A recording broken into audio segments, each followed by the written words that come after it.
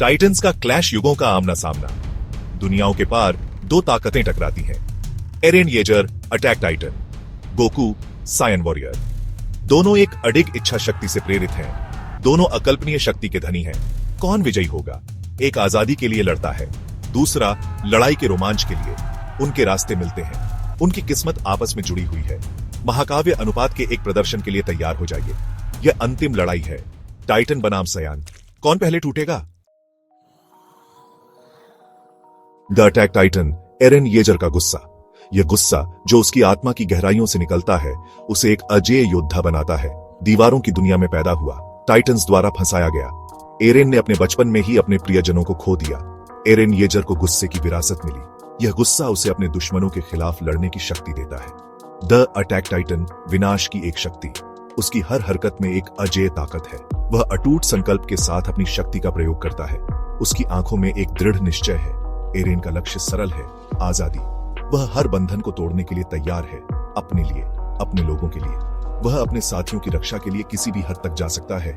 वह अपने रास्ते में आने वाली किसी भी बाधा को कुचल देगा। कोई भी उसे रोक नहीं सकता। वह अपने गिरे हुए साथियों की यादों से प्रेरित है। उनकी कुर्बानियों ने उसे और भी मजबूत बना दिया है। अपने अतीत के दर्द से भरा हुआ, वह उन यादों को कभी नहीं भूल सकता। वह मानवता के लिए आखिरी उम्मीद है, लेकिन किस कीमत पर? उसकी लड़ाई का अंत क्या होगा? क्या वह टाइटन के गुस्से को नियंत्रित कर सकता है, या यह गुस्सा उसे पूरी तरह से निगल जाएगा, या यह उसे निगल जाएगा? एरेन येजर की कहानी एक संघर्ष की कहानी है, एक योद्धा की जो अपनी नियति से लड़ रहा है।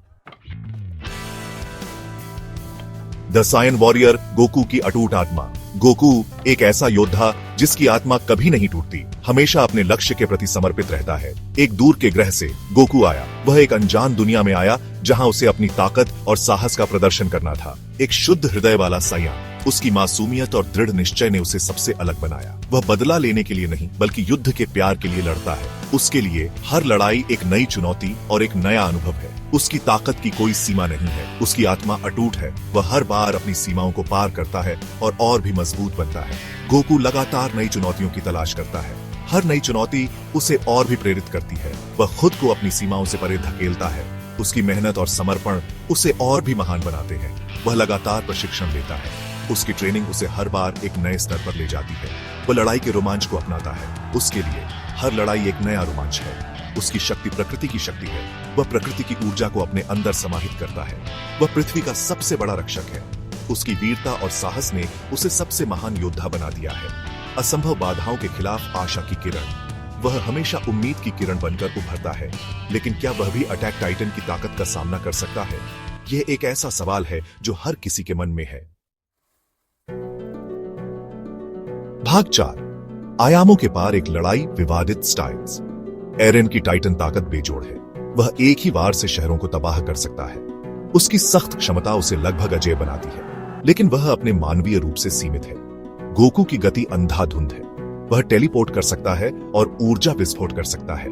उसकी सायन प्रवृत्ति उसे एक दुर्जय योद्धा बनाती है, लेकिन उसे चतुराई से मात दी जा सकती है और उसकी करुणा का फायदा उठाया जा सकता है। किसका पलड़ा भारी रहेगा, अजेय बल या अचल वस्तु? भाग 5, कौन सर्वोच्च शासन करता है? विचारधाराओं का टकराव। यह एक ऐसी लड़ाई है जो केवल ताकत और कौशल की नहीं, बल्कि आत्मा और संकल्प की भी है।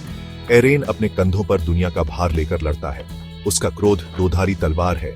यह क्रोध उसे अद्वितीय शक्ति देता है, लेकिन साथ ही उसे अंधा भी कर सकता है। यह उसे ताकत देता है, लेकिन यह उसके फैसले को भी धुंधला कर सकता है। हर वार के साथ वह अपने भीतर की लड़ाई भी लड़ता है, जो उसे और भी कठिन बना देती है। गोकू अपने चेहरे पर मुस्कान के साथ लड़ता है। वह चुनौती पर फलता फूलता है। हर संघर्ष उसे और भी मजबूत बनाता है, और वह हर बार नई ऊर्जा के साथ उठता है। वह कभी हार नहीं मानता, लेकिन एक निष्पक्ष लड़ाई की उसकी इच्छा उसका पतन हो सकती है। उसकी दृढ़ता उसकी सबसे बड़ी ताकत है, लेकिन कभी कभी यह उसकी कमजोरी भी बन जाती है। यह युगों की लड़ाई है, टाइटान्स का टकराव। यह केवल एक शारीरिक संघर्ष नहीं है, बल्कि एक मानसिक और भावनात्मक युद्ध भी है।